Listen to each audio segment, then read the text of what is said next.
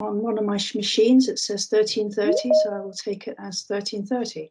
Welcome everybody this afternoon to the June Primary Care Commission Committee meeting. Again, this is a meeting in public, so it's going to be recorded and put on YouTube. Can I just remind everybody to turn their microphones off when they're not speaking? I'd appreciate if everybody has their camera on, because it's better for me to see some faces than blank screens. I haven't done any chair's actions, so there's nothing to report. For apologies, we've got apologies from Kath Byford, Jude Bowler, Andrew Hayward and Rosemary Moore. Moving on to declarations of interest, just to remind everybody to keep the declarations up to date, including their close family members. Definition of that is included in the CCG website if you need any clarification or speak to one of the officers. Before I move on, is there any declarations of interest this afternoon that has not previously been declared for part one of this meeting? Karen? My daughter is employed on the bank within NCH&C, the community hospital, but has never taken up any work there. But I feel I need to share that with you, and it's on my new conflict of interest form. You know my previous one. That's great, thank you. So there's no conflicts for the agenda items. I will move on to the minutes of last meeting. I take the minutes as read. Are there any amendments for accuracy that anybody wants to raise? No. Are there any matters arising that are not covered in the agenda this afternoon? No. So I'll move swiftly on to the action log. There are a number of items on there. Some of them are due to, the first three are due to come to us in July, as is the spotlight on QOF and the primary care funding. There was one item's marked blue as closed, which was questions raised by the LMC. I think Jason, you've answered the questions offline, so that is now closed as well. Great. Just to move to the next item on the agenda, which actually is missed off the agenda, was just a forward plan before we move on to the finance report. Do you want to just briefly talk us through it, Sadie? Because we've obviously got some things that have been deferred because of COVID. Sure. Yeah. So everything that it was due to come in June is coming in June this time, and we've also, I'm pleased to say, got a spotlight item in our PCN development report that Fiona's going to present, and we're going to be joined by Ben Hogston from the Great Yarmouth and Waveney locality to do a spotlight on the work that has been going on there. I think there are no plans at this time to change the July forward plan, so I'm hopeful that we'll be able to get everything to you. We obviously just need to restart those PCN development spotlights and amend and update that accordingly.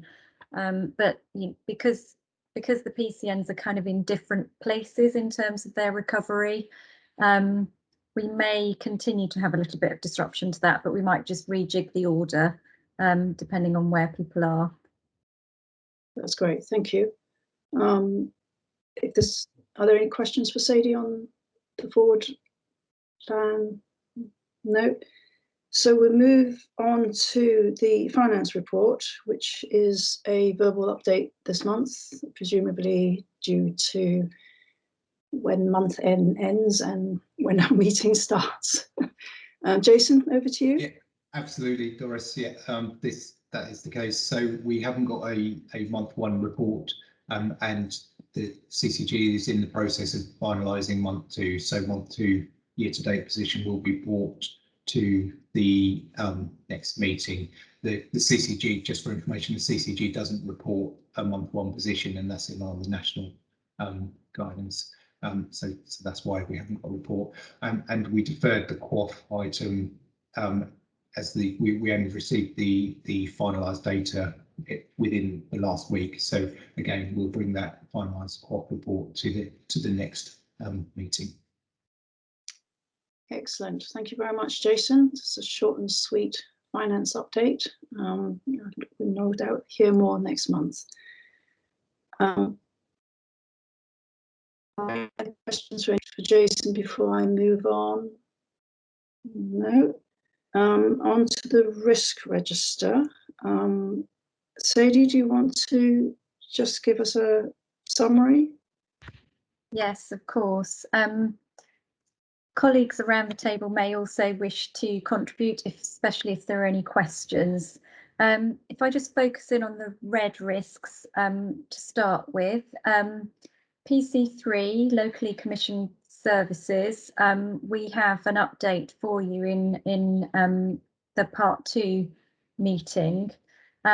We have now issued communications to all practices around the Q2 to Q4 arrangements for this year, having agreed those with the LMC, and very early stages now of beginning to put the framework in place around the wider LCS review programme. For PC6, learning disability health checks, the data issues continue for us. We have the end of year position for the impact and investment fund for PCNs, and we have the outturn position as reported to NHS England for the learning disability health check activity, and they don't match. So there's a lot of work going on which Carl is leading to try to kind of reconcile and fill in the gaps and what have you. So that's kind of slightly frustrating, but we're placing much more of a focus on this now. We'll bring a more focused report to you to the July committee. The good news is, I think I reported last month that we're now getting monthly reports from the clinical quality reporting service, but we haven't had the April data yet. The 2.3 million fund that was approved last month, that primary care committee, is now in the process of being distributed to practices. Most of the practices have now put in their applications for those, which obviously includes learning disability health checks as one of the key priorities in that. PC9 on hypnotics and anxiolytics. The prescribing quality scheme is now in draft and is being progressed through various engagement routes, and it will come to committee for approval probably next month. And quality improvement work has already been commenced by the team with the outliers on those drugs. And then PC11, the recovery and interface risk that we have. We've got Dr. Mark Lim on the agenda today to give us a bit of a progress update on that. And also there will be a clinical care transformation group discussion on this on Thursday. It's part of their agenda to discuss. And then we've got one risk which has reduced slightly in school, which is good, which is the gabapentinoids item, and that again is following some of the work that the team has been undertaking around dependence forming medicines and putting meetings in place with practices and PCNs. So that was all I was going to say on the risk register. Invite any comments or queries, and may well ask other colleagues to to help with some of those if I don't have the answer. Are there any questions for Sadie and the team on the risk register? You've stunned us into silence, Sadie. I mean, it's good to see the progress on some of the items, and obviously, you know, some of it we're waiting for data to come back to have a more full discussion. Just in terms of getting information back from practice, do we know of the normal timeline that we expect for those returns? Because you're saying we've not had the April return yet, and we're now in June. Just information. So this is a national reporting system. The practices report into it, and then we get the data out of it from NHS England, I think. I mean, I would expect that it will be due any day now for April. How much help it will be just having April data, I think, given that a lot of the activity happens towards later in the year. We'll have to wait and see once we get it. But the good news is we will be getting it monthly, and we'll, even though it's always in arrears, it's going to be much better than waiting for quarterly in arrears. Okay, thank you. John, did you want to raise something? Yes, thank you. So, Sadie, on the LD health checks risk, conscious of what you said about the data, and there's inconsistency in it, but do we know if we got anywhere near the target of 67%, I think it was, wasn't it, in Q4? So I'm conscious that there was a lot of resource put into primary care to try and support that, recognising there were still workforce pressures, but just wondering if we've got any idea of roughly whether we were in the right ballpark or not. So it's, if you look at the impact and investment fund data, it looks a lot better than the CQRS data does, which is the claiming data. I mean, because there are so many gaps in the data, I can't put my hand on my heart and say until we've completed that exercise whether we hit it or not. But I think certainly having spoken to the localities, there was a huge amount of focus on this in areas where there perhaps hasn't been before. So, and they were confident that they would have hit the target. So I am really hopeful that we will have made progress everywhere, but until we're able to consolidate that data, I don't feel confident answering the question. Fair enough, that's good to hear though, thank you. Karen, do you want to come in? I mean, in support of Sadie and her teams, we've seen through vaccination of these vulnerable groups, we've seen some wonderful initiatives coming forward that we can build upon. So particularly over in the West, where we've had, you know, specialised clinics where people are looking at adopting that approach and model to support the undertaking of the assessments, because it is also about making it more of an enjoyable experience for those sort of users, as opposed to being rushed through a busy clinic. I'm not saying necessarily that happens everywhere, but it is about making this an accessible service for vulnerable people. So I think we've had some really good learning in COVID, and I think we'll be able to take that forward to build upon to improve our progress. Thank you. We look forward to future reports and progress on this. I know, you know, lots of people are very interested, and rightly so, that we need to get this right. If there's nothing else on the risk register, I'm going to move on to the prescribing report. Thank you, Chair. God, this is quicker than I was expecting. So, okay, I'll take the paper as read. I will just, as I usually do, highlight a few things on here. I've mentioned the prescribing quality scheme that we were due to launch in April 20, just as a bit of historical context, and we had to pull. That was probably our most ambitious prescribing quality scheme for some years across the whole patch, because there hasn't been much of a scheme in the rest of Norfolk on the scale of what was certainly done in Graham's and Waveney with some success. But we had to pull that in and launch a reduced scheme for various reasons, obviously. So I've mentioned here some of the quality indicators that we're proposing in the draft PQS. I didn't make it clear that that was draft and subject to approval, but we closed the consultation with clinicians last Friday, and we're just collating comments which are virtually all positive around the indicators because they contribute to quality, reduce hospital admissions and reduce costs at the same time. I haven't defined what DAM drugs are, so DAMN, so they're diuretics, angiotensin drugs, metformin and NSAIDs.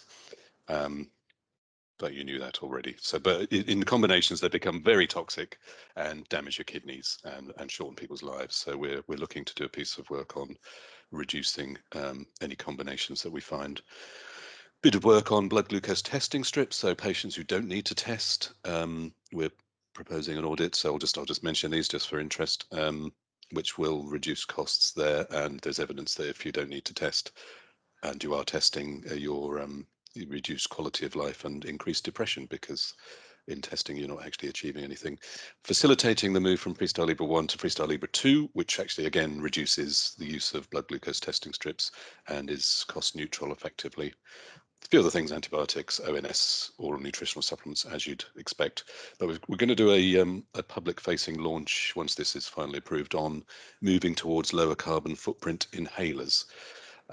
Which is something the NHS is in the NHS long-term plan, reducing the carbon footprint of the NHS. And inhalers, the little metal canisters in a Ventolin, for instance, contribute to global warming in a quite significant way. So we're going to do a public-facing campaign just explaining to patients that at their next review, they will be offered a change to a lower carbon footprint, and we're going to manage the ones that are offered to a more cost effective, so make it sustainable in terms of cost and carbon footprint.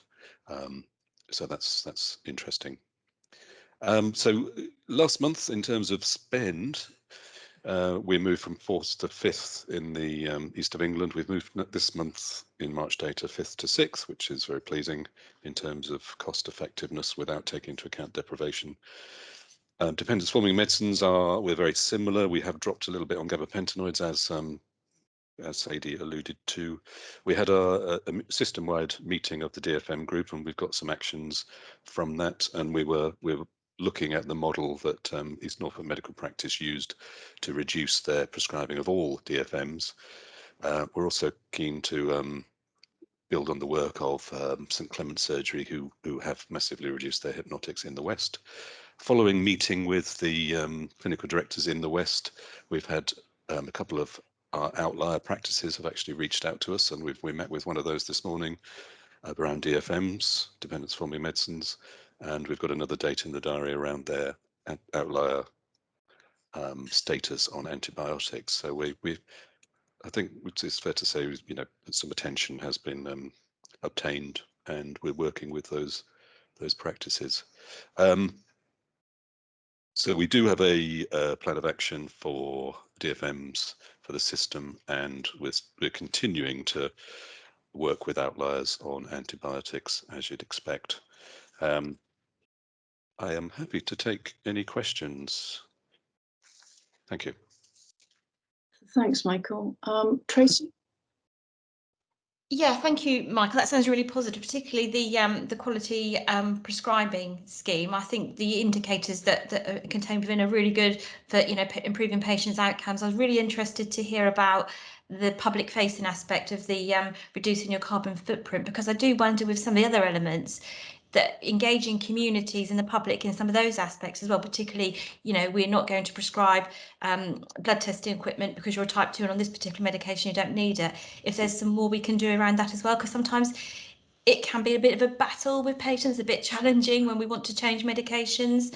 I'm thinking particularly about the oral nutritional supplements. Certainly from my experience working with those with a substance misuse problem, potentially homeless people, that is a real challenge.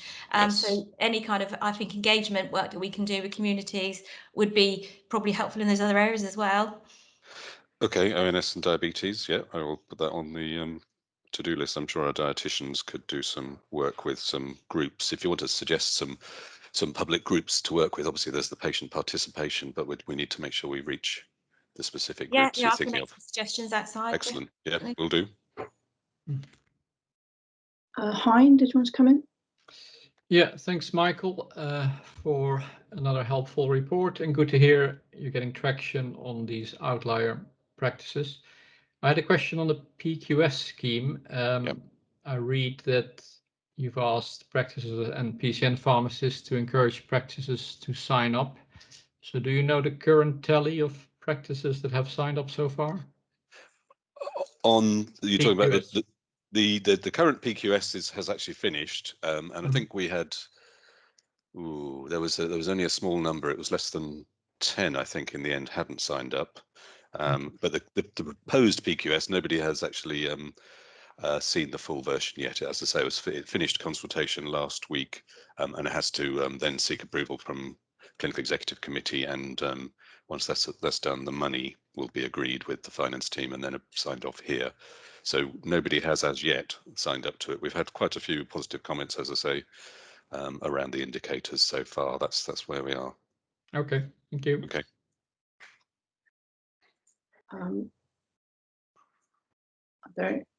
John, did you want to come in?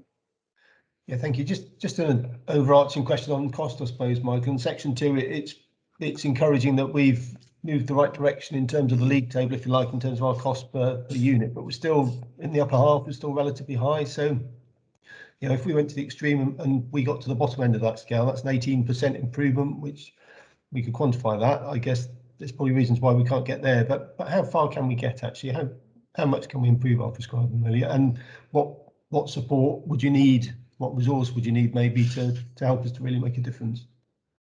That's the $1 million question. I mean, I think we could certainly have ambitions to, if we got into the middle of the pack, I would be very pleased, because given our high deprivation score, we're actually doing quite well to get where we've got.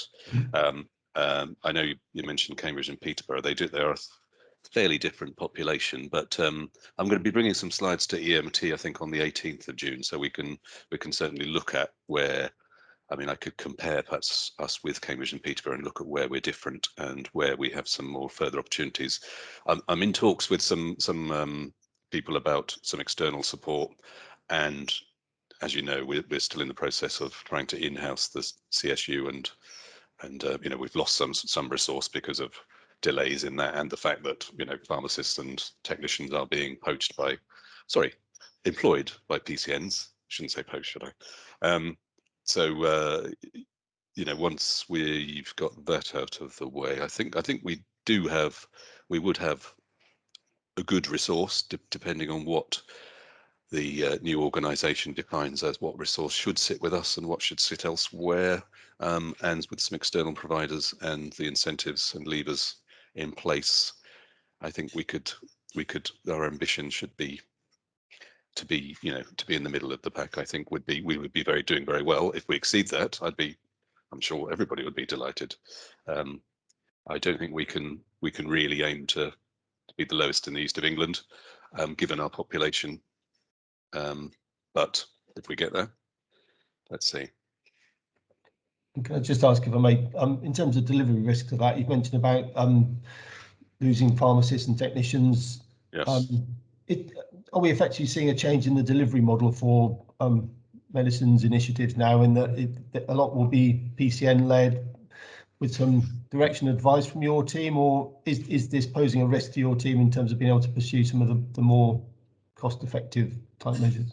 It does pose a risk because we're less hands-on and less directing, but I think the way the Department of Health and the Chief Pharmaceutical Officer looks at the way integrating pharmacy and medicines optimization is going, it's very much working as a system, and putting in leaders in place for the PCNs who now have a significant, pharmacy resource to deliver quality improvements, which is clearly what they're going to focus on. We need to put the levers in place to help them focus on things that also make us more sustainable. And so that's essentially the way we're going, because we assume that will be the expectation starting next year. So that there's a risk because we're less hands-on, and that the pharmacy team out there can be diverted to other actions. You know, quite a few of them are delivering vaccines at the moment, so they're not really delivering what they're employed to do as such, but clearly that's the appropriate thing to do at the moment.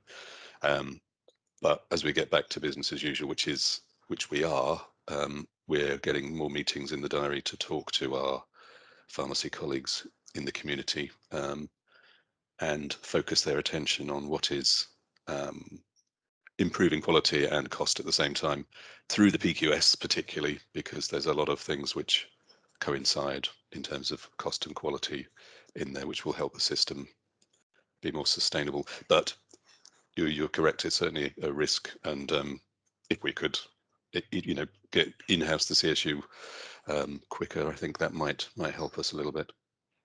Yeah. Thank you, Mike. Okay. Thank you very much, Michael. It's really good to see progress, especially some of the outlying practices engaging and trying to get their prescribing down. So, thank you for the report.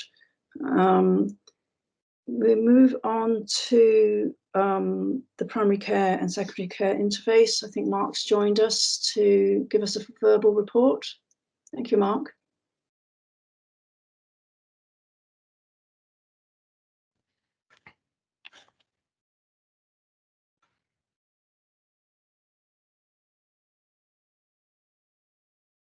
Thank you, Chair. I've come here to talk today about the primary care and secondary care interface. Just by way of context, quite a lot of the issues that we currently have are related to the backlog in general. And so there is a broader paper discussing the elective care backlog, which can be found online in the governing body papers to the May 2021 meeting. So for the purposes of this meeting, I will focus specifically on the primary care and secondary care interface issues. And these are at the moment the following. So overall, there's 97,000 patients on a waiting list. And of particular concern is that there are about 4,000 patients who've been waiting over 52 weeks for the first outpatient appointments. And this is particularly an area of concern because these patients have already been identified by their GP as needing care which is over and above what they can provide in primary care, but yet they've not yet had the opportunity to speak to a consultant about their clinical issue. In addition, there have been some specific pathways which have been stopped for infection control reasons. And due to capacity issues in certain specialties, they've had to prioritize. So one example which has been discussed in the governing body in public is vascular surgery, where clearly they've needed to prioritize sort of joining arteries to distant parts of the body to ensure that blood supply is maintained, and that's had to take precedence over patients, for example, who may have very painful varicose veins, but are less urgent than those in the previous category of patient. So all of this has resulted in a very large increase in patient communication to the GP, to the hospital, and also to the CCG. And of course, these concerns are totally understandable. I think what I would point out is that I think overall, communication between primary and secondary care is much improved, sort of especially compared to the first part of the pandemic, when a lot of these services were changing very quickly, and the process for necessarily communicating that and agreeing that wasn't as slick as it should be. But I'm tending to find that these days that we do have quite strong leadership and engagement from our hospital colleagues, but there are still isolated instances of less than ideal communication. So one example might be a patient who went to A&E and then was told, the GP was told of that patient to refer that patient to another pathway within the same hospital, and that pathway had closed. Another example is a 4-month wait for advice and guidance response to some liver function test results, and other changes to pathways such as, hospital colleagues saying they'll no longer see particular kinds of patients and so forth. But these are, generally speaking, more isolated than they were before. And when they've raised these issues, generally we do get a quick response from the hospital leadership. One particular issue is phlebotomy. So clearly a lot of the current outpatient appointments are held virtually. And so because it's held virtually, the idea is that it will reduce the footfall and therefore the cross-infection risk at the key hospital sites. And so it's often falling to primary care, often not necessarily agreed in advance, to pick up the blood tests which the patient might need in relation to these outpatient appointments. And obviously this is in the context of primary care's capacity itself being limited. And then I think finally, obviously, as well as there being the need to catch up in secondary care, obviously there's also some catch up happening in primary care, and this relates to things like routine checks, for example. So if I give the following table just as a quantitative example to give primary care commissioning committee members just a sense of the scale of it. So obviously you've got PSA testing and full blood count testing, and so as you can see, these are reduced by 15% last year compared to the year prior to the pandemic. And so clearly there will be a lot of testing again when these patients sort of increasingly go back to primary care and then tests are done. And because of that, that there may be sort of additional referrals which will add to the current situation. So in terms of what we're doing about it, so we've had a weekly elective care recovery cell, and again, the governing body paper describes in a bit more detail about what it does and who the membership, etc. But the first meeting of that was last night, and it's been agreed that I'll be the SRO for outpatient transformation. So I've moved into this from a previous role, and I think we've agreed internally via the senior management team that the backfill for the post will be clinically qualified professional. And so from the perspective of the CCG internally, this will increase our capacity for dealing with pathway issues. The program which I'll lead on will very much focus on primary and secondary care interface, in addition to virtual outpatient consultations and patient-initiated follow-up. And so what I'll be doing is taking a scoping paper to the next meeting of Elective Recovery Board on the 21st of June. There has already been some good work. I noticed that James Foster from St. Stephen's Gate is on the call, and his clinicians have been very helpful, for example, in agreeing sort of pathways in relation to the use of neurophysiology prior to referring patients for carpal tunnel syndrome.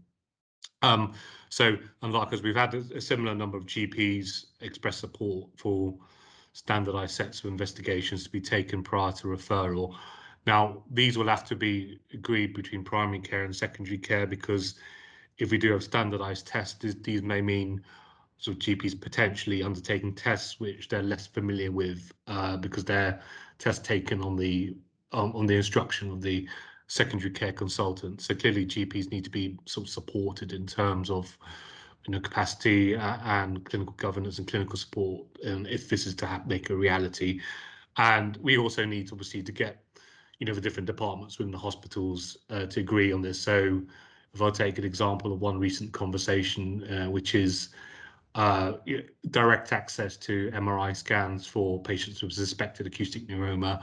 It's been standard practice in Suffolk for at least 10 years. And obviously, ENT department has a view as to the patients that should have the scan first, whereas the radiology department does have a view as to, the ENT department should see the patient first and then go for the scan. So there's often quite a lot of discussion around these, not just between primary and secondary care, but balancing the views of different departments.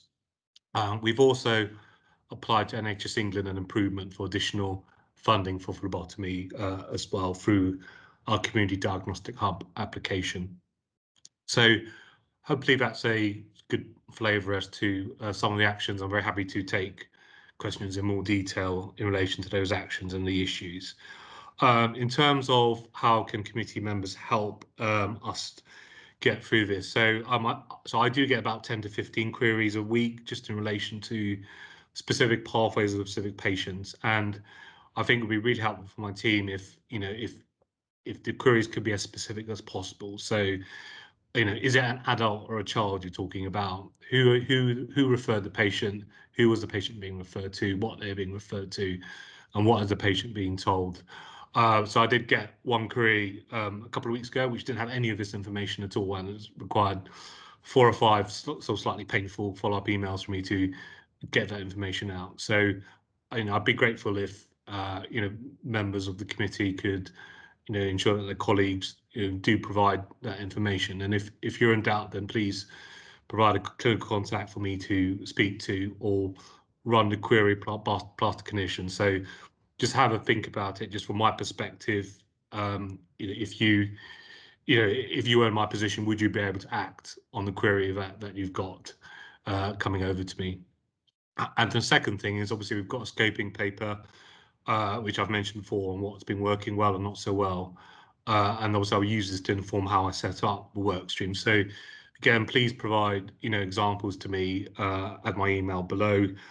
So we've had some things that have been quite highly praised, such as the diabetes advice line provided by, the Diabetes Centre of Norfolk and Norwich, for example, and some of the advice and guidance pathways of the James Paget. So if you've got this and other good examples, please provide it to me, because the Elective Care Recovery Board does provide me with a platform at a chief executive-led meeting with the 3 medical directors and 3 chief operating officers to get changes we need in order to improve the experience of patients in primary care, potentially going to secondary care for some of their needs. So I'll stop there, and I'll take the slides down if that's okay by everyone. Thank you. Thank you very much, Mark. Are there any questions for Mark from anybody following the presentation? No, you've stunned us. Oh, Tracy. Yeah, can I just ask a couple of questions? So, in respect to the investigations prior to, a referral, just thinking about the communication, the number of practices we have across the system, that's consistent, because we could end up with some variation and that might delay things potentially. So, just about how we would manage that kind of communication, that consistency across the whole piece. And then also the action in respect of the funding request for phlebotomy to be increased. It is, again, I guess, to workforce capacity to undertake that as well. And what will that workforce look like? Who will that workforce be, I guess, is another question from me as well. And I guess in some of the respects about if there are, we hear about, issues with referrals, problems, complaints. I guess some people might be going through PALS and the complaints route as well. So how are we engaging with some of that as well in some of this work, potentially? Thanks, Chair. Shall I answer those questions now? Or? Yep, that's great. Thanks. Thank you, Tracy. Yes. So in relation to, the investigations, and I completely agree that needs to be consistent. So, if you say send the patient to a hepatology clinic and order things like a Wilson screen or whatever, then obviously that's not going to be something that a primary care professional will order all the time. And so there needs to be a consistent approach across the 3 departments to actually saying this is the set that should be ordered. Now we should be able to manage that. Obviously, David McConnell is chair of the pathology meeting, and that's a single provider which covers all of that, and then we can take things off the system as suites on the requesting system to do that, to make that consistent. I think where we'll struggle slightly more is in terms of the radiology side of it, due to slightly differing capacity issues, with particularly capacity in central Norfolk being slightly more stretched than anecdotally than we see so in the west and in the east parts of the ICS as well. But again, we will be looking to actually to do that on a wider basis. We've managed that to some extent with some of the MSK work, which went to the Central Clinical Reference Group prior to the pandemic, and we've got a primary and secondary care radiology interface meeting, which my team organises, but is chaired by Linda Hunter, which should help with some of that. And as always, some of the discussion is just in relation to, which is more stretched, the outpatient department or the radiology department, and that's some horse trading that we see sort of going on at the meeting. Yeah, so in relation to phlebotomy, what we've done is that we've not sort of put any detail around the plan just yet. What we've done is that we've used reference costs to basically put a cost envelope around what we think we will need based on our shortfall of phlebotomy. So I think once we find out what the funding is, we're not committed to any particular service model necessarily in terms of what that looks like. So it could really be anything, and we could be sort of quite creative in relation to that. I'm also aware that sort of Dr. Hambling is also looking at sort of phlebotomy provision as part of diabetes checkups as well. And so if we are successful in that, then obviously then we may be able to to pull some resources to some extent and look at a wider model for that. And so we'll await the result of that application as well. So you did have a third question, Tracy. I've just rabbited on too much. I've forgotten what it was. Sorry. Yeah, no, sorry. The other one was in about respective, issues with people that had been referred and waiting, and certainly what the routes for some of those will be through PALS and through complaints, and how we're engaging with that and with the wider public, I guess. Yeah, that's right. So I think myself, John Ingham, Karen, and I just met to sort of discuss this, and I think what we're going to do is we are going to do a sort of summary paper, or the complaints that come sort of directly through to the CCG and through to PALS as well. And so we're going to get a sort of a thematic report produced relatively quickly, and that will enable us to look through what we're doing in relation to that. And I think Kath Byford and myself will review that report and potentially present that to the appropriate committee. So we should be getting some good information from that.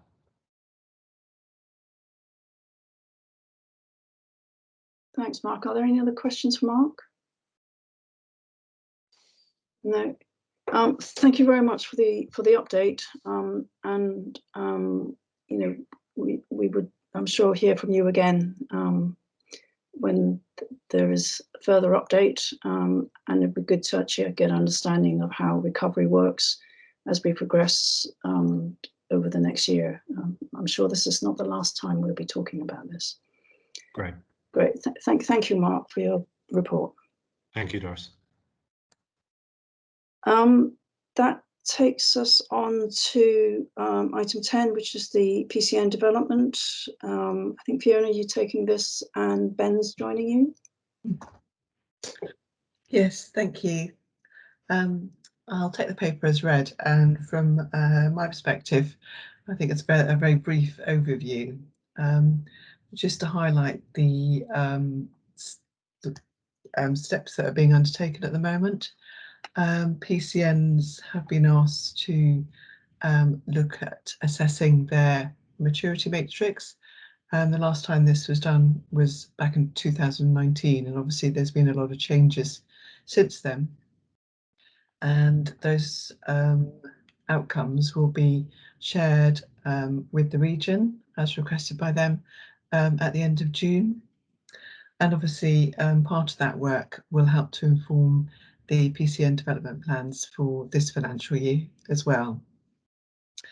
And then I very briefly summarised the guidance that's recently been published, which is actually very helpful in putting all the funding work streams associated with the system and GP IT all in one place.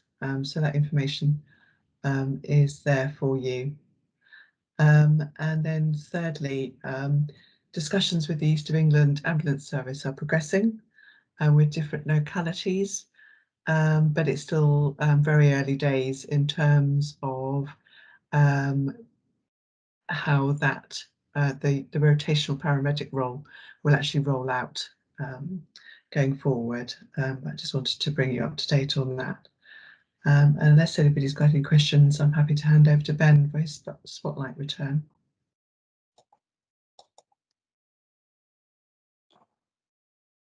Are there any questions for Fiona before we move on?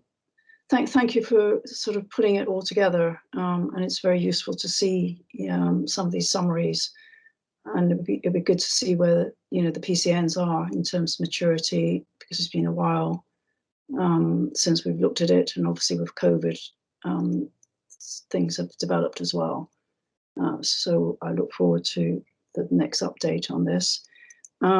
And over to Ben. Thank you very much, Doris. Hello all. Hope everyone's okay. Feels like a while since I last presented a spotlight on GYW. So lots of things have happened, obviously. So I'll take the paper as read, but I'll just pick out some highlights if that's all right. Quite a bit to get through. So last time I kind of came, we talked about the delivery of our joint owned PCN plan. So each of our PCNs has a plan, an integrated plan with EC and their respective kind of borough council.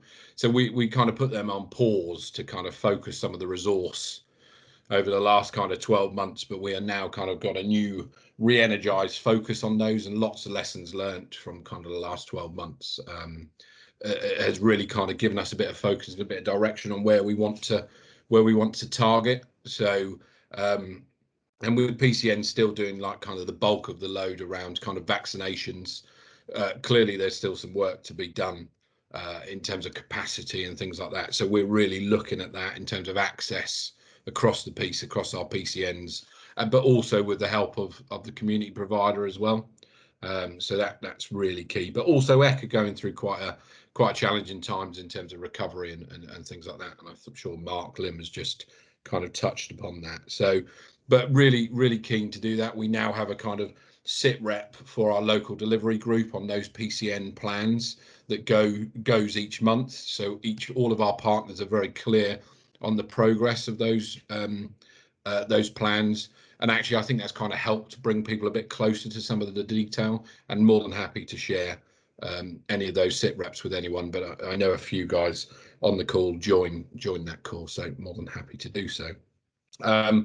One of the other things that we've been doing really quite a lot is obviously integrated working with a kind of wider neighbourhood teams. Obviously in Great Yarmouth and Waveney we have EC, and their kind of offer is a bit different to one to NCH&C. I know NCH&C are looking at how they get there, but we've got daily huddles now going on, which weren't previously through the pandemic, but in terms of actually people now meeting more face to face, looking at how they can divvy up some of the workload. For instance, yesterday I was at a practice in Galston with Melanie actually, and we were going through some of the footfalls, and they'd had 600 come over the weekend, and over half of those were requesting same day access, which was quite a powerful message, because actually we know that the acutes are kind of really under pressure at the minute and things like that. But I think what it shows is actually practices demand is going through the roof at the minute.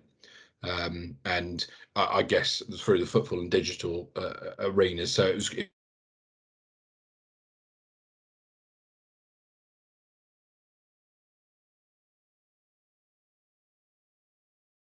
I think we've lost Ben. Yeah, I think we have. He's stuck. Oh, hello. You froze for a bit. Apologies. It just froze. Yeah, I don't know if it's my internet connection. So apologies. You need to keep cycling underneath the desk. That's what's going on. No, I live in the sticks. So apologies. Dear, never good, is it? I'll blame Sky. So yeah, so absolutely, imperative that they're working together and things like that. So just to deliver the day-to-day care. So really keen for that to keep going and progressing. And we are kind of putting an emphasis. So we are every Thursday we have a clinical directors meetings with our EC colleagues in terms of how that is going and working, and I'll come on to some of the IT bits later on in the update. So just around the PCN Des, so clearly a lot of the work has continued anyway around the weekly ward rounds. But I think everyone really recognises that actually a lot of that's been done virtually and as help resource and things like that. So overall, I think there's been a positive step. We're about to relaunch one of our care home groups that we've got across Great Yarmouth and Waveney, where all partners, so Suffolk County Council, NCC, the chair of kind of the independent care homes, come together, and we look at how we can try and tackle things that have gone well and or not gone so well. So we're going to start that meeting again from next week, because we did stand that down over the pandemic purely because people were being diverted into other roles, etc. But we are going to restart that and look at how we can take that forward. So and David Golster's on there as well, from a kind of clinical advisor point of view. So I think it's a really good step, and there's been a lot of calls to reinstate this meeting. If there's any questions, please stop me and I'll try and answer them. We've had a new clinical director come into post over the pandemic. We had a clinical director leave and go to South Norfolk practices in the Swan PCN, and Dr. Julie McLean has stepped up actually in the Swan network and been the clinical director, and absolutely she's been a complete breath of fresh air, and been a fantastic kind of advocate for kind of working together, and they've really dug in deep to deliver the vaccination program, which, because I'm not going to lie, I did think that was going to be a challenge, but actually they've really done well there. So, and I think that really brings me on to the next bit, which is actually clinical directors have been really front and center around the pandemic for us. So we have really worked very closely with them, and actually from a locality team's point of view, our relationship with the clinical directors has been really good. And just from WhatsApp to kind of face-to-face meetings to kind of Teams meetings and things like that, we've really developed a very close working relationship that has really got us through some of the tough times and through some of the the difficult asks that come down. That need to be actioned within hours or sometimes minutes of requests coming down from our kind of regulators. So really pleased with kind of how that's gone over the pandemic. Don't get me wrong, there's definitely some fatigue going on around that. So we are trying to look at how we support and develop our CDs, because actually most of them are only in post for a year once this pandemic hit. So this is quite a new challenge for them, because some hadn't been involved at a kind of clinical director level before, and it was a new post, and we have to remember that. So yeah, I just wanted to mention that because I think they've just been absolutely front and center with this. So I know Fiona touched around the PCN maturity matrix. We did a run through our last meeting with the clinical directors, and actually from a kind of subjective point of view, against some of the indicators, we've seen some progress over the pandemic in terms of them maturing, which actually you can kind of see why, but actually with everything else going on, it's always a bit of a challenge. But actually just the collaborative work in between some of our practices that wasn't there before is absolutely now there, and just sharing teams, sharing kind of rotas in terms of who's doing what. We've got one scenario where in Great Yarmouth and Northern Villages, we've still got a hot clinic being operated at one of the surgeries, and the other surgery is still seeing the kind of green patients, if you like, and things like that. So really, there's still really good kind of energy there to work together. Don't get me wrong, there has been some challenges, but overall, I definitely think it's a positive step. But you can see on the update, hopefully, that most of them have moved up at least one tier in terms of that maturity matrix, and there's some work behind it that Amanda Sears in my team has developed over the kind of last couple of weeks with the CDs in collaboration, just to kind of evidence some of that. But yeah, so I'm really pleased with that. I think it's a great testament to kind of some of the work that the guys have done. And also, really, key to kind of going into the new ICS world. Absolutely, they need to be, kind of front and center in this to look at how they engage with the wider the wider system and how they, how they helpfully input and meaningfully input to the wider system, the ITS.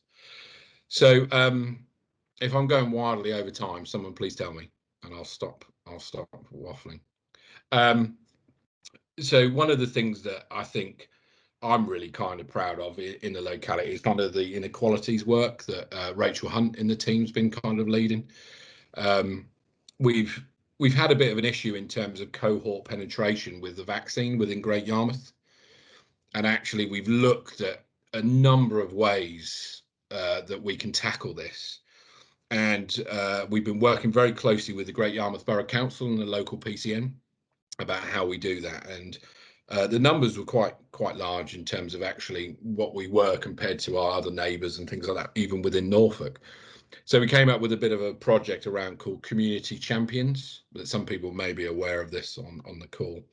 And actually what that is a focused, with public health data and practice local data and local intelligence, a focused look at how we can, look at what communities are in within Great Yarmouth and look at how we tackle that. So there was a number of COVID marshals did some door knocking to offer up some new information around the COVID vaccination. The GP went alongside that and gave some more information around some of the clinical bits. And actually on the, it really looked on the day of the door knocking, because it was actually over 5 days, we were a bit skeptical about how it was going to go, but actually overall, because we had a number of walk-in clinics over that week, and one of them was the vaccination bus, which I'm sure you're familiar with. And actually over that course of that 5 days, we managed to convince about 300 individuals that hadn't had the vaccination to then come forward and have the vaccination through the bus and through the Market Gates walk-in centre and things like that. So really good numbers, and really shows that actually that targeted intervention really works. And actually some of the individuals who weren't who hadn't gone forward for it weren't actually registered with the GP, and we managed to get some of those individuals registered with the GP. So I think it shows that actually some joint working can really make a really good impact.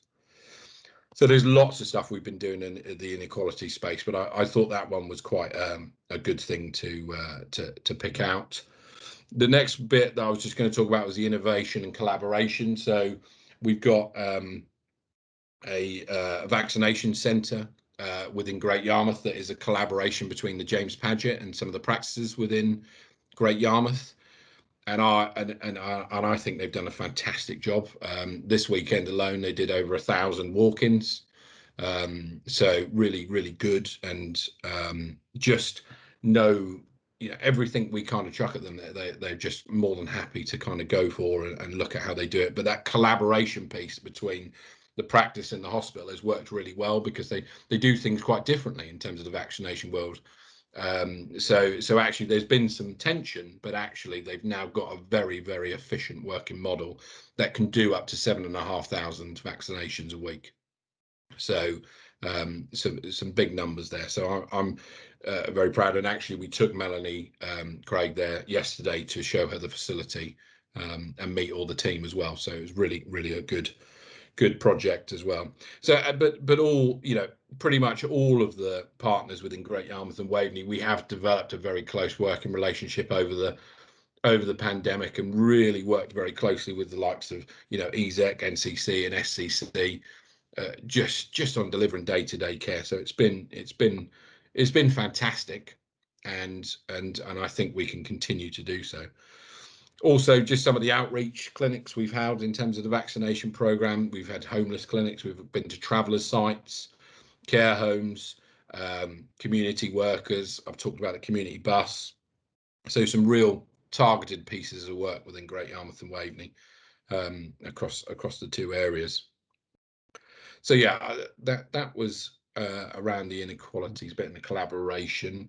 We've next put on the update around some of the additional roles. So each of the roles that we've got physically within the practices, in the PCNs.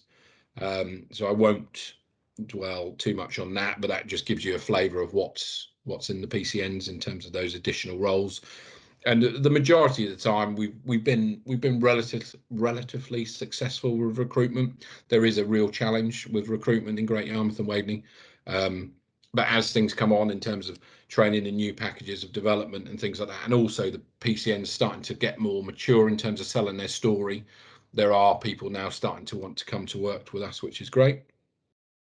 And also the additional roles have been really fundamental in terms of the delivery of the vaccination programme, and really we couldn't have done it without them in most areas. So really key. You know, the clinical pharmacist role within the PCN has been really instrumental within the. So really whistle stop tour.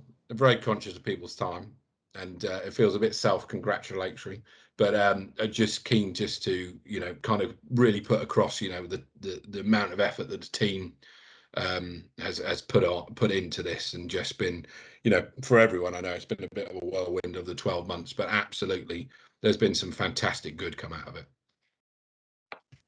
Happy to take any questions. Thank you very much, Ben. I think you do deserve some self-congratulation to you and your team. And actually, you know, to get through the vaccination programme, it wouldn't have happened if you hadn't done all that work. So thank you very much, and please send our thanks to your team as well. Mark, do you want to come in?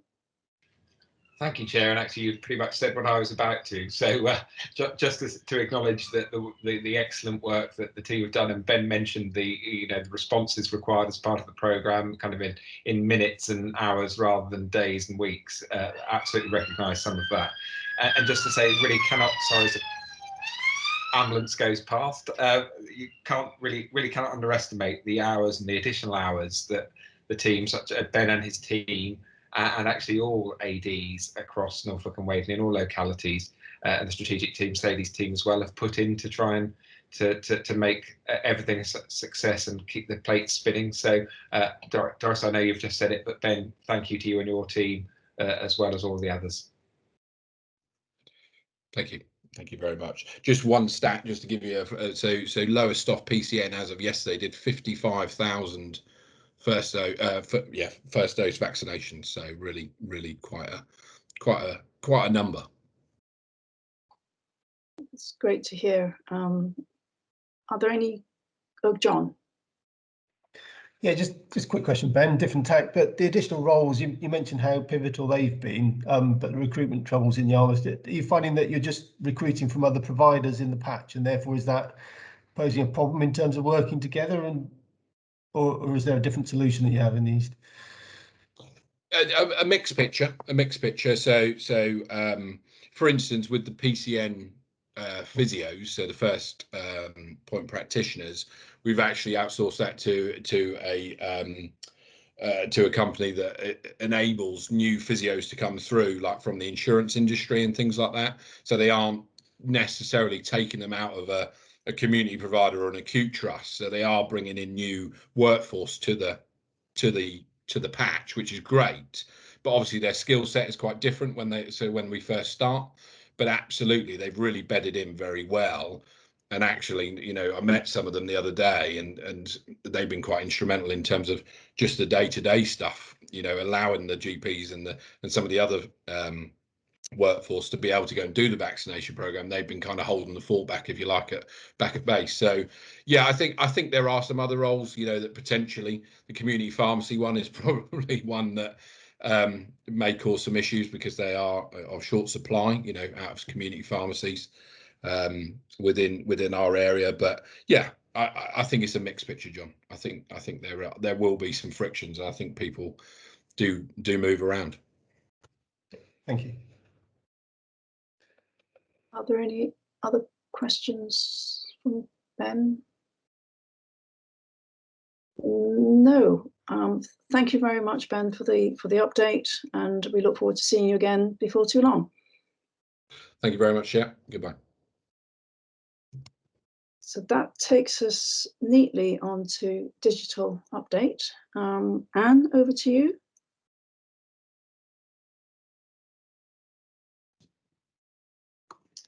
Hello, everybody. It's been a busy time in digital, and I hope you've all enjoyed the paper which we put together to summarise some of the digital initiatives that are underway.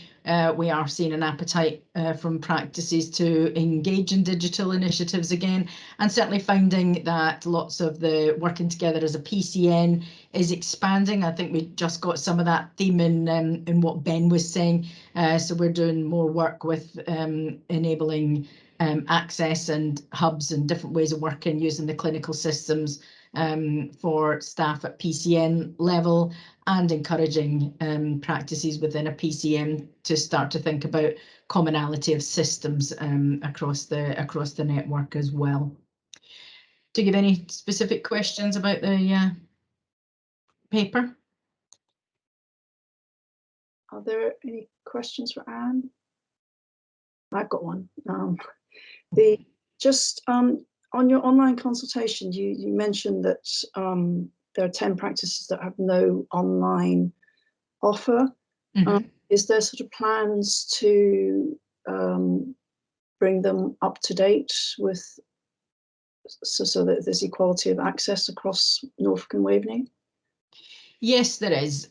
So the requirement to have an online consultation system, I believe, has now been written into the GP contract. There's a new framework being introduced for online and video consultation systems. And we have surveyed all of our practices, all of our footfall users, to see how many practices want to change. As it said, this is one of the areas that we're encouraging practices or groups of practices to look at on a primary care network basis. So we've done a profile of every PCN and looked at the different systems within that, or where practices don't have a system, and we are talking to them about their intentions as a PCN, if you like. So, you know, are they ready to look at a PCN version of their existing system? Do they want to stick with one system per practice? And where there is no system at all, encouraging them to use the system that's predominant in their PCN. And does your team help sort of share good practice? Because obviously, you know, we don't want 107 different ways of using the system, especially when we can learn from each other. Yes, we do. We have a Teams site, so I think sharing good practice is something that we have always done, but the Microsoft Teams technology has made that more possible, and we are seeing engagement with the Teams site. We have a lot of resources on there, and we are creating a community as well. So we're seeing practices answering each other's questions and offer advice about ways of working, whether that's around online consultations or Teams itself, for example. Thank you. Bill, did you want to come in? Yes, thanks. I just wondered if there was any overlap between these practices that were not offering a digital offer and the prescribing outliers of other measurements in the across Norfolk. Haven't had a look at that, Bill, but that is interesting. We can certainly have a look at that information. We do. Yeah, I suppose, I mean, sometimes there are the usual suspects, if you like, the people that just aren't particularly engaged with digital, but there are others that just prefer to do things their own way. I just wonder if it's a sign of an outlier elsewhere, or an early warning sign about other issues. Yeah, good point. Could be. I'll just get your hand up, Michael. It'll be useful to let you know who those practices are, and you can. If you let me know, we can correlate and triangulate, and I suspect there will be a bit of overlap on the Venn diagram. Yes, I will. I'll let you know. Okay. Kathy? What I want to know is there a kind of a best practice guidance for how people interface with telephone systems? So I use a range of GP practices for a number of elderly people. And Footfall's great because it's the same everywhere and you know how to use it. If you call a GP practice, you get a voice system with 1,000 different options, and it seems that older people, particularly if they've got they're hard of hearing, can't get through it. And frankly, I've felt challenged on occasions because not only do they give you an option, they give you a list of instructions before they go on to the next option. So I just wondered, you know, with the telephony project, or are we going to try and rationalise this in some way and give people access via telephone system? Great question, Kathy. I think that's two of my favourite topics there, telephony and access for people with hearing impairment. And during the pandemic, I think that NHS England's eyes were really open to the problems with telephony in general practice. Traditionally, the funding of telephony systems has been a practice responsibility funded via the Global Sum. But of course, they've become far more digital, far more sophisticated, and offer far more opportunities for interaction with clinical systems, such as recognising the phone number of the incoming call and opening up that patient's record, or having voice recognition. Some practices can't even change their phone message, you know, and I think that was one of the things that they realised during the pandemic, that where they were issuing instructions for practices to update the answer message, some practices were having to wait weeks before that could be done by their supplier. So you know, as you'll know if you've been at this group before, we had recognised that telephony was an issue and started some work in this area. Since then, NHSX have devised a specification for general practice telephony. So it is their desire that we have a commonality of systems. Of course, again, this is something that would enable working at scale in a PCN. If you've got systems that can interact, you know, you can either sit in one location, so have your shared admin, you know, answering all the calls at one location for the different GP practices in the PCN, or it gives you a backup if there is an emergency where you can switch your phones. Or you have a seamless experience for your staff in additional roles where you're just transferring the call whichever practice it's answered in. You're not chasing round. You know, we suspect, not done any formal measurements, but from our engagement with practices for online consultations, we know that there is an inordinate amount of time spent, not just on the phones, but in chasing people round and that sort of thing.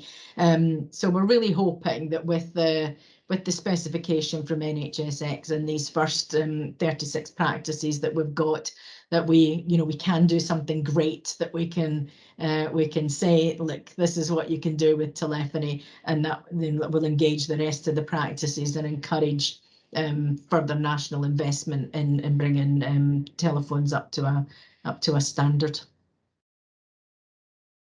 Thank you. John?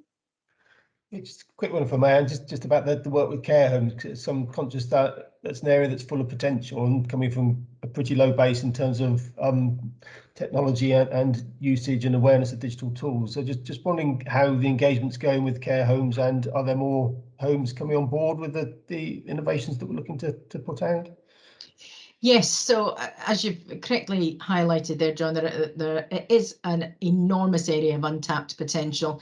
Now, we have 400 care homes in this area, and across those 400 different locations, there are 26,000 staff, which is the same number of staff as there are in the hospital. So it is, you know, engaging with them all is an enormous job. So the team have been chipping away at this. So during the pandemic, there was obviously the big rush to get everybody on NHS Mail. There was the rush to get tablet devices out to them and enable people to use video consultations. But now the care homes are in a much better place. They are engaging more proactively with the work of the care homes team. You know, there's 400. I'm not going to say everybody's at the same stage. With some, it's a slow burn, and some are very engaged. But the care homes, the digital team for care homes, is doing a lot of great work. So, for example, homes had identified that they wanted to be able to manage their Facebook pages better, so that they could target messages out to relatives and not have to deal with a lot of trolling or abuse or questions back inappropriately about relatives on Facebook site. So we've put on a couple of sessions for those. The staff are engaging better through using Teams. They're engaging better with System 1 Care Home and the proxy access. We've just this week uncovered lots of things where people are still faxing care homes, and where we've discovered that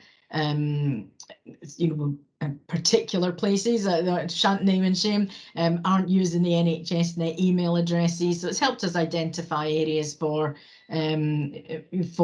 targeted communication.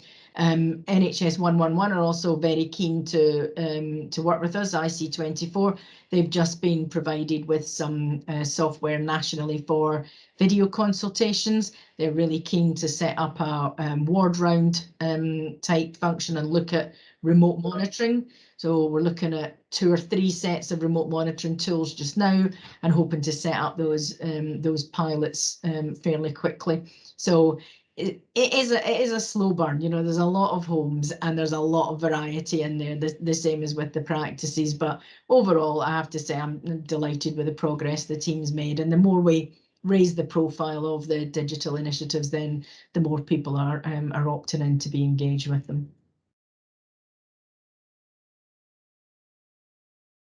I think that's all the questions. Thank you, Anne, for the update. It's really good to hear, what's happening especially in the IT and the telephony, just so that we arrive at the 21st century before too long. Yes. So thank you very much, and we look forward to hearing from you again in a few months' time, no doubt. Thank you. Thanks very much. We're on to almost the final item, which is about GP access. I think, Mark, you got a verbal update for us? Thank you, Chair. Yes, and I'll be picking up, I think, where Ben kind of finished off earlier, really, when he was talking about the pressures in primary care and access and some of the demand being placed on primary care at the moment. So we also felt it would be important to raise it here and I think have a discussion around it more generally, given that GP access has been a real focus both from patients, the media and GPs of late. And so helpful to discuss it here, and I think. So first thing to say, GP practices and practice teams have been working exceptionally hard over the last year. I don't think that's in doubt, and I know it's been previously reported. Of course, they've been a very major component of the vaccination programme overall, if not one of the largest. Just to give you but I think it's important to stress that primary care still has been very much open during that time. Yes, it has been different, but it is still very much open for business. So just some numbers to share with you, because I thought that might be helpful for context. During March 2020, there were 513.5, approximately 513.5 consultations offered across Norfolk and Waveney. This March 2021, 576,500, so an increase of around 63,000 consultations between this March just gone and last March. So primary care, despite the vaccination programme, is still offering an awful lot of services to patients. Yes, it has changed, and indeed one of the questions was around face-to-face access, and there is a perception, I think, in some quarters, some of it real and justified on individual cases, but around face-to-face consultation. In March last year, it was 382,000 approximately, and this year 371,000. So yes, 11,000 less, but I think still relatively comparable. And of course, on top of that, an awful lot more online telephone consultations. Some of the feedback that we've had from working with practice colleagues, social distancing and things of that nature have caused a real impact. For example, a waiting room that would have previously held 40 patients now only holds 6. And of course, there's all the infection control procedures that practices have to go through over and above what we wouldn't have had to do outside of COVID, outside of the pandemic. That said, of course, there are individual cases that are being reported to the CCG, and we do follow those up with the practices as well, and we will continue to do so where patients or others flag that they feel that there is an issue with access, and we will continue to do so in the coming weeks and months. As I mentioned, there has been an awful lot of political interest in this as well. It seems to have calmed down slightly in the last couple of weeks, but there's lots of interest in this from MPs, and Melanie 2 or 3 weeks ago did actually write to the MPs just to share some of the information and the data that we have available to try and reassure that absolutely primary care is still very much open for business. Yes, it is of course different to how it was a year and a half, 2 years ago, but actually a lot of that is positive. We may need to make sure we get the balance right. Final couple of points. Access will be a very big part of the recovery planning for the future. We know there is much catching up to do, as has been reported by Mark and Ben earlier as well. So that's going to be a key area of focus for us. And we're very much going to continue to work with practices, review the current position, and access is pretty much top of the list, really, for our patients to make sure that access is there in the right form, the right guise, and those patients that need to be seen are seen. So that's just a quick snapshot. I'm sure there'll be questions and comments and discussion that follow, but if I may just ask Sadie, I'm sure there's some important bits that I've forgotten, Sadie, so perhaps if I could invite you to make some additional comments as well, please. Thanks, Mark. And not at all. I think you've really well covered everything. I think there's only one thing which I would possibly add, and that's something where we've suggested to regional colleagues that this might be an area that they can support all systems with, and really that's recognising, having heard what Anne has had to say about all the digital transformation, heard the numbers from Mark about the change in makeup of the total number of appointments. To me, there's something there around the fact that the systems have transformed and changed, but the normal work that we perhaps would have done outside a pandemic around patient education, patient engagement around the changes hasn't happened. A lot of this just happened overnight in response to the pandemic.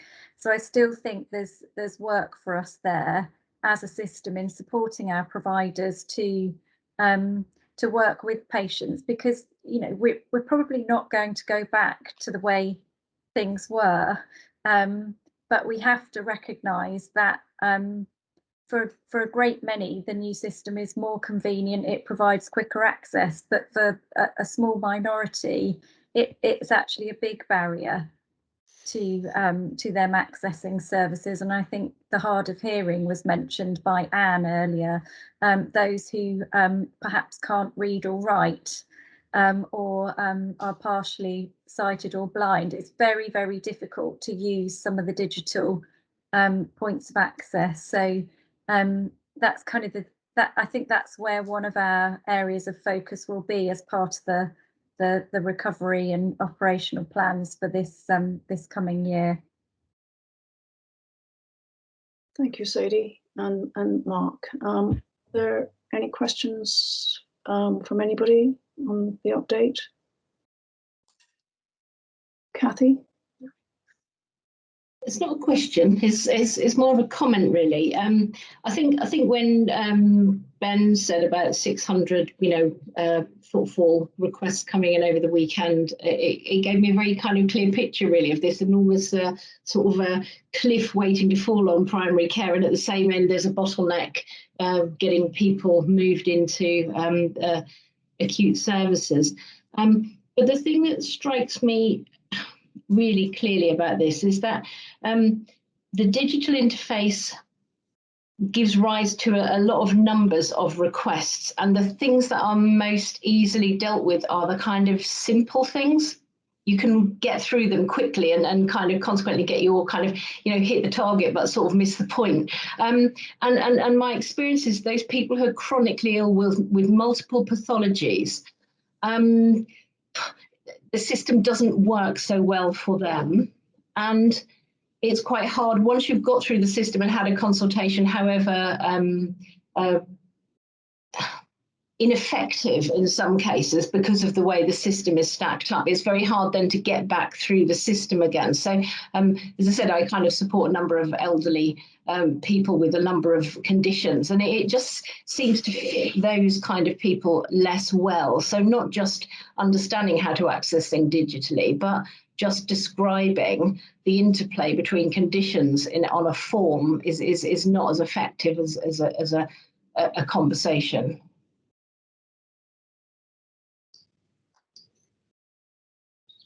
May I come in? Yeah. So thank you. I completely agree, Kathy. I think what we're battling with, practices are battling with, is what's the right balance, what's the right mix, absolutely. And I don't think we've got it quite right yet. We're not at the other end of the pandemic yet by any stretch of the imagination. So, but this is absolutely an area that we're going to need to continue to work on. I think you said about the 600 requests that come in over the weekend, for example. We also hear examples of multiple requests from, and it's actually quite complex for practices to try and just get through that, to try and pick out the ones that they really need to get to. Absolutely. So while it is fantastic that access on one level is improved for patients and there's more options and more means, it has without doubt added additional pressures, and we haven't got the balance quite right yet. So something that we'll be working on. Sadie, did you want to come in? Thank you. Just to add to what Mark said, one of the areas for PCN development in the maturity matrix is population health management, and there was a lot of progress on this by individual PCNs before the pandemic. Obviously, most of the work around population health management that has been done at system level has been kind of very targeted to the most deprived or the digitally excluded populations. But certainly I'm aware of examples where practices have stratified their whole population and then organised their services around that stratified population, or at least they were starting to do that as the pandemic hit. And I think, you know, as services recover and more and more of the additional roles come into PCNs and they start to get embedded, then I think we'll start to see that work really starting to gain pace again. But I completely agree with you. At the moment, it's very difficult, and it's very difficult for a number of reasons, because every provider is in the same boat with backlogs of problems, people who've been risk assessed and haven't necessarily had the routine care that they might have done had it not been for the pandemic. So I think you're absolutely right. There are things there, and Tracy and James may wish to add from sort of an on the ground point of view as to kind of how that looks like as services are recovering. James? Yeah, I mean, I'm happy to add. I mean, certainly from a practice level, every practice is looking at kind of, you know, prioritising what we need to do and looking at using those systems to support the work we're doing. So that's actively being supported at system level, but going on certainly within PCN levels and looking at ways to do that. So I'm sure James can add to that we're really looking at how we kind of use those roles, you know, join services up in the locality to support that going forward. And I think there'll be good things to come, but we've just got to get through, I think, the backlog, this next food phase, and just transform for the future. But I think everybody's keen to do that. So I think there is smart working that we can do. So we're, for example, trying to look at how we minimize contacts so that there's more outgoing rather than incoming. We're not so interruption led kind of going forward, that so that actually we are linking patients, we are trying to reduce people. So my experience with N2S, for example, managing long-term waiting lists, which is what we've had, is people go through a sort of 8 to 10 week cycle where they can be patient for that length of time, but then after that they need to find out what's happening, because it's sort of that's how long people can wait. And because of all the stuff, for example, that Mark was talking about and others about what's happening within secondary care and all of the things there. We're getting people wanting to find out what's happening, and actually you can't ring up the hospital to find out what's happening, so they're kind of ringing us, so we're kind of getting those contacts. But I think there is a lot of work that you can do on frequent attenders, risk stratification, frailty index. We're trying to develop some stuff relating to care coordinators, linking people up with social prescribers, dietitians, exercise. All of that stuff is great, and at some point we can talk about that. But I think one of the challenges is for people to try and understand what primary care is for. You understand what a hospital is for. A hospital is for something that's quite serious, that's got a referral, and primary care seems to be for everything else.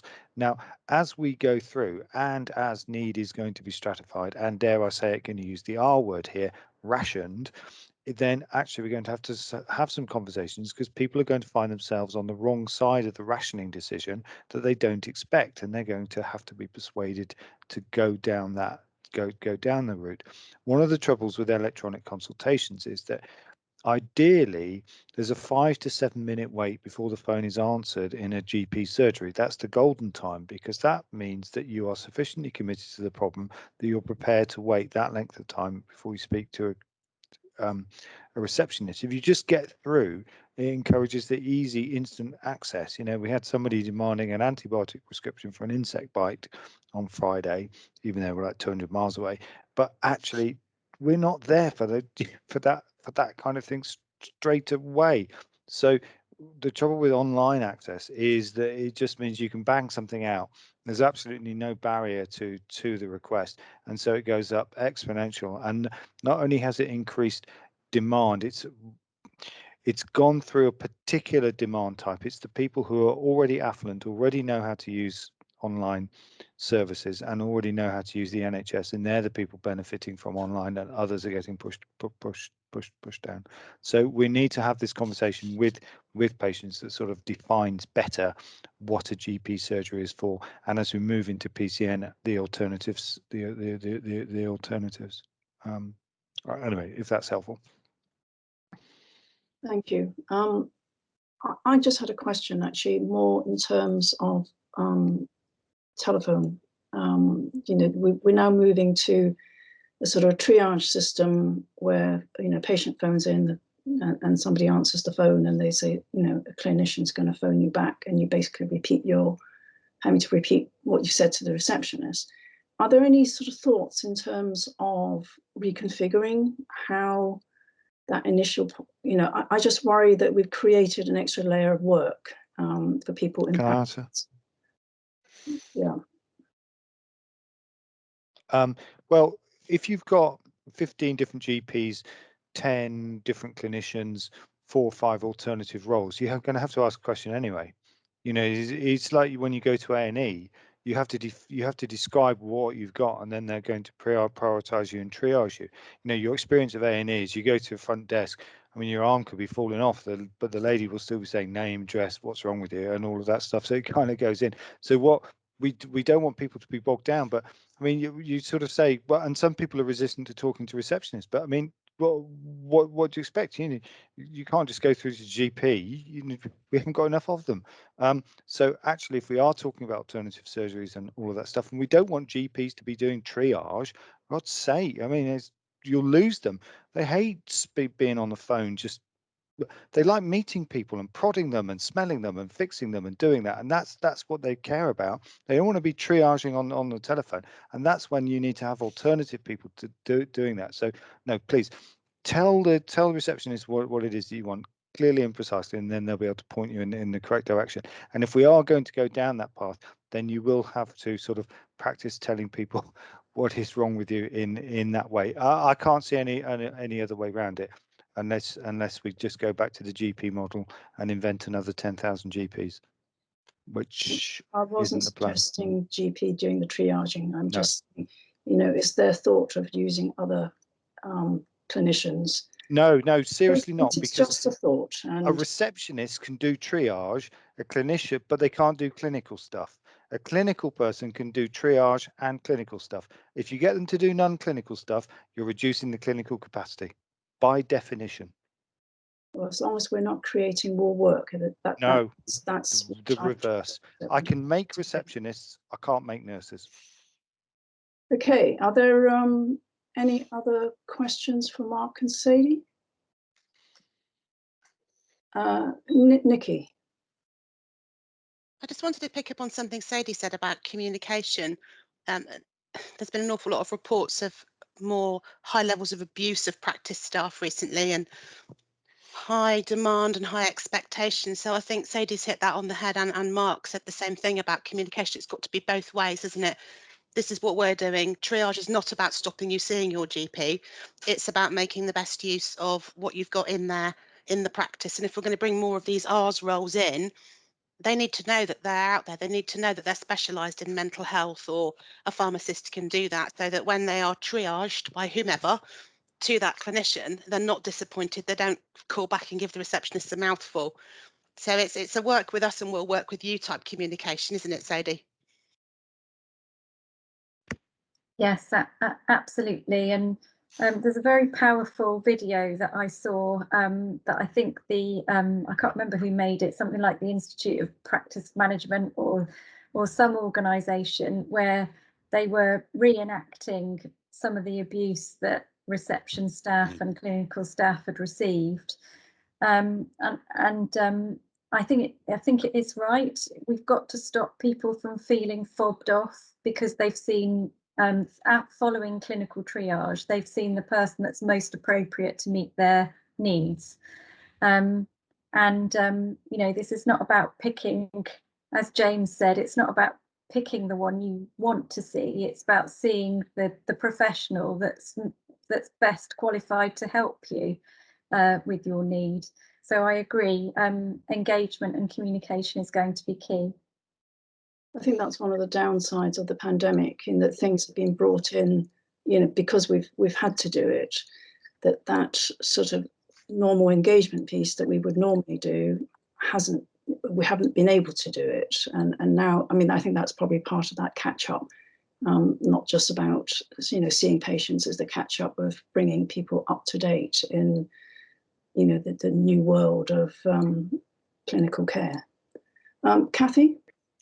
Sorry, this is a funny story actually, but so I booked a pharmacy review for my mother, and the practice phoned me up and said, "We booked your mother in with a pharmacist. They're not the doctor, but they do work really closely with the doctor." And I said, "No, I want the pharmacist." And they said, "But they're not the doctor. You have to understand." And it was quite interesting actually that I was getting the other side of that communication, whereas because I understand the system, I was really happy to have the pharmacist in this instance.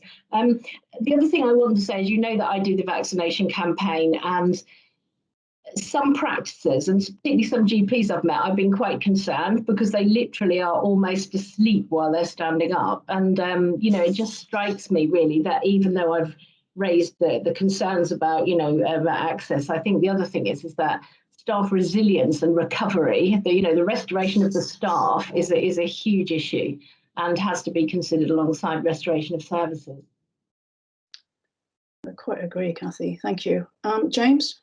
Sorry to spark into life again. So I had 3 receptionists this morning, all in tears, including one of the patients actually said, "It'd be your fault if I die," after he DNA'd for an appointment and couldn't understand why he wasn't inserted into the list from that point of view. So that stress is going on. And just in terms of, you know, yeah, I think there does need, it goes back to patients' expectations in terms of how we're going to grow and develop and engage and persuade people that actually what we're offering is a really good service, even if it doesn't quite look like what we had before.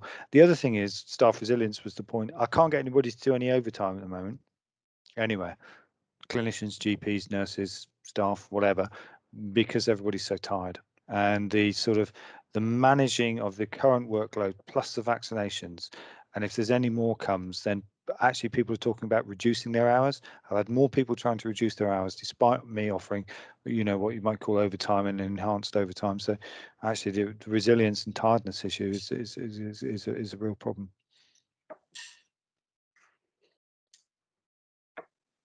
I think that's taken us to a very good place to stop. unless there's any other comments from anybody. I think that's been a good debate.